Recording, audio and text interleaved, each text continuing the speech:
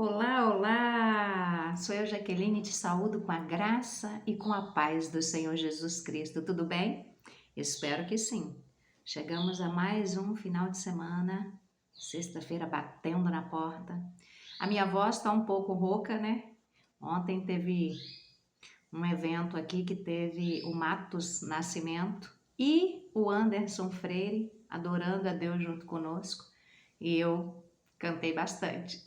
Aí o prejuízo da voz já veio, né? Mas mesmo assim, vamos permanecer fazendo o nosso devocional. E eu quero te convidar a abrir a sua Bíblia em 1 João, capítulo 1, e nós vamos ler o verso 8, 9 e 10, que está escrito assim na palavra do Senhor.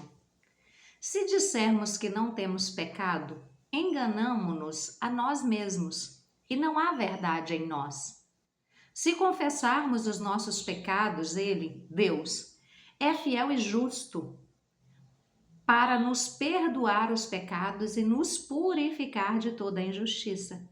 Se dissermos que não pecamos, fazemo-lo mentiroso e a sua palavra não está em nós. Quando nós estamos dentro da palavra do Senhor, nós não omitimos a verdade. E com isso nós não falamos aquilo que é mentira, porque toda mentira é contrária à palavra do Senhor. A palavra do Senhor nos declara que o pai da mentira é Satanás. Então, seja a mentirinha branca, azul, amarela, roxa, verde, para fazer o bem ou para não fazer o bem, mentira é mentira. E a consequência dela é que toda vez que nós a falamos, professamos com a nossa boca, nós estamos saindo debaixo do governo da paternidade de Deus e entrando no governo da paternidade do diabo, que é o pai da mentira. Por isso nós precisamos ter muito cuidado. Se falamos mentira, você sabe quando você mente. Então volte atrás, reconheça que você mentiu. E às vezes a gente mente por coisa tão insignificante, não é verdade? Às vezes é alguém que pergunta, você tem um cartão aqui da loja? E você fala, tenho sim, quando na realidade você não tem. Sabe? Então são coisas pequenas que não têm peso aos nossos olhos. Ah, é só porque eu não quero ficar dando explicação, ou é porque eu não quero ficar ouvindo essa pessoa falando que eu preciso do cartão daqui. Sabe, a verdade, ela pode ser mais difícil de ser falada, mas ela é sempre a melhor saída. Sempre. Porque toda vez que você conta uma mentira, que você erra o alvo, você vai ter que contar outras mentiras para sustentar aquela primeira que você contou. Então não vale a pena. É um abismo chamando outro abismo. E aí eu quero voltar com você aqui no versículo 9, que diz, se confessarmos os nossos pecados, Ele, Deus, é fiel e justo para perdoar os nossos pecados e nos purificar de toda a injustiça. A culpa, ela não precisa ter a última palavra sobre as nossas vidas. Todos nós já carregamos o peso da culpa, um erro que não saiu da nossa cabeça, uma vergonha que volta mesmo depois que o tempo já passou, nos condenando, nos trazendo vergonha. Deus, ele não nos quer preso a esse tipo de situação.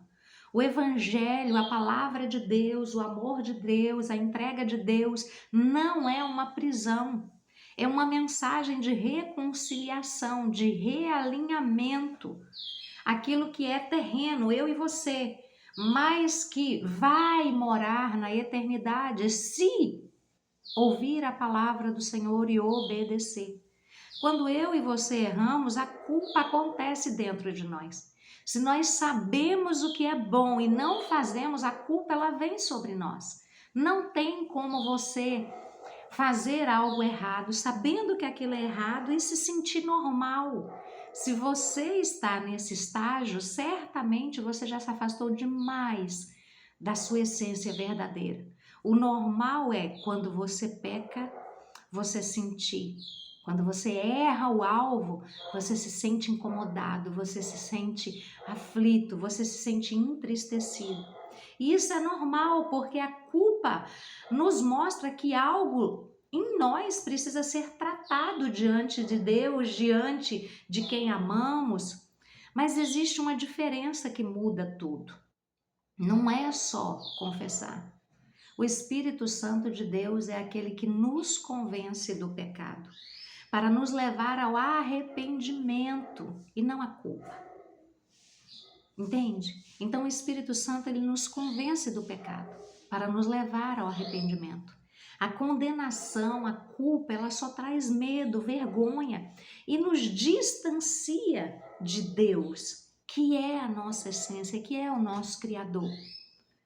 Talvez você peça perdão e continue se punindo por dentro. Eu conheço pessoas assim, que erraram quando não conheciam Deus e depois que conheceu a Deus, se consertou com Deus, pediu perdão e anos se passaram e essa pessoa ainda estava com a condenação, com a culpa, apontando o erro dela, sabe? E aí eu conversei com essa pessoa. Eu explanei a Bíblia com ela, nós oramos juntos, sabe? E a vida dessa pessoa mudou, porque a condenação saiu, a acusação saiu, a mentira do engano que ela achava que Deus não ia perdoá-la, sabe? Que ela não era digna de perdão. Então, erros antigos, eles nos trazem vergonha, nos traz culpa e nos distancia do Senhor. Talvez você tenha pedido perdão para Deus, mas continue se punindo por dentro. Talvez você ainda lembre dos seus erros antigos e tudo bem lembrar. Não pode haver e não deve haver culpa. Talvez você ache que Deus está com raiva de você, mas a Bíblia ela ensina outra coisa para nós. Quando há arrependimento, e Deus ele conhece o coração e examina o nosso coração. Então, quando há arrependimento, Deus, ele perdoa de verdade. Ele joga no mar do esquecimento, ele não traz isso à tona. Ele perdoa de verdade, porque ele é fiel e justo para perdoar. O apóstolo João, ele diz que Deus é fiel e justo para perdoar, e isso muda tudo. O perdão não depende das nossas emoções, ele depende da obra de Jesus na cruz, não é o que você sente, é a verdade da palavra. Cristo pagou o preço completo pelo pecado. Pela fé, Deus ele declara eu e você justos diante dele, como um juiz que inocenta o acusado, porque outra pessoa pagou a pena no seu lugar. É isso que a Bíblia chama de justificação. Isso não significa viver no pecado, que viver no pecado não traz prejuízos, traz muito prejuízo. Nós precisamos saber que nós temos opção de errar o alvo. Mas se nós amamos a Deus e somos gratos pelo sacrifício de Deus, pelo sacrifício de Jesus naquela cruz, nós não vamos querer entristecer o coração do Senhor com os nossos pecados, com os nossos erros. Então, viver no pecado não deve ser algo normal, natural para nós. Nós devemos fugir da aparência do mal. Sabe, tudo aquilo que chama a nossa atenção, tudo aquilo que ilumina os nossos olhos, tudo aquilo que ilude a nossa percepção deve ser tirado de nós. Nós precisamos sair correndo desse lugar, porque a carne ela não se converte. A graça de Deus ela não apoia o erro, mas ela transforma a vida da pessoa. Quando você entende o amor de Deus, você deseja mudar de caminho, de direção. Então confesse o seu pecado com sinceridade. Deus ele não rejeita quem se arrepende.